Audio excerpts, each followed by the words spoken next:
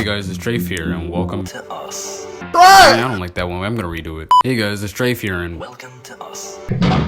Okay, but for real, this video is gonna be about how to hunter in Destiny 2. Not literally, of course, because I just started playing the game not too long ago. This is gonna be a PvP oriented video, and how I'm gonna do is I'm pretty much gonna summarize what you should do generally as a hunter in a couple words, maybe like less than 10 or so. And these are not, I repeat, these are not professional 30-minute explanations. These are general hunter tips, horribly explained in a couple words by me. But extended intros out of the way, I hope you guys really do enjoy this video.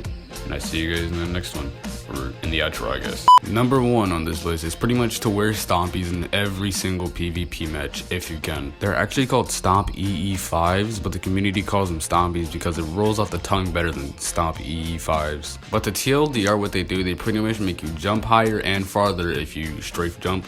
They allow you to slide faster and also sprint faster. These boots can make a world of difference because sliding into an enemy's crosshairs and sliding past an enemy's crosshairs are quite literally the difference between life and death. Speaking of stompies and movement, the second rule, or I guess tip, is to always run the strafe jump for PvP, as it's pretty much the best jump out of all three of them for PvP. High jump isn't the best for PvP because it might seem clutch at times, but the majority of the time you'll find yourself jumping into a wall, past something, falling off a map, normally in most occasions, and getting yourself team shotted because you jumped too high and now you can't get back down to cover in time. And triple jump isn't that bad with stompies, but overall it doesn't give you the mobility and the perfect height jumping that strafe jump gives you to topple over it. While strafe jump gives you that perfect balance of how high you go in the air, it also allows you to change your direction instantly whenever you want to while you're in the air. You can see a difference with how strong your character pulls to a certain direction with and without stompies, but overall, strafe jump is one of the best jumps for hunters, and I recommend it to pretty much all hunters who are looking to get better and trying to get that extra like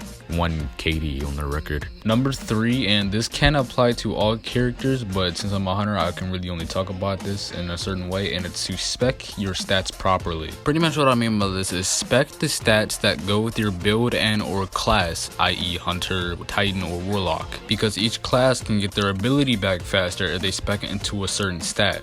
I know for hunters it's mobility, so if I were to dump all of my stat points into mobility, I'll be able to get my dodge back faster. At the time of editing this video, this is what my hunter looks like. As you can see, I spec my mobility stat to 67, meaning that I can get my dodge around every 19 seconds, so if I dodge once, there's a 19-second cooldown before I can use it again. What I recommend for hunters to spec in for the most is mobility and resilience. Spec in mobility to get your dodge back faster, and once you spec this out to a good enough level, you'll pretty much be running around the map faster than Sonic on steroids. And spec into recovery to immediately recover the lost health that you lost during a gunfight, so you're immediately ready to head back to the action. The reason why I don't put resilience at a high necessity tier is because you don't really need that much resilience as a hunter, because specking too much into resilience can actually make you lose more gunfights because you don't have enough stats in other areas which are necessities as a hunter. I would recommend having around 40 resilience at the least and 50 at the most. For the other 3 stats, I'd say spec to what your build can handle. What I mean by that is don't spec into discipline, which gives you your grenades back faster if you're running a melee build, or don't spec into strength if your build is mainly about your super, because mismatches like that are the reasons why certain builds don't work with each other, and you should always strive to stay away from that and have a perfect build that suits you. Number 4, or the last tip for this video,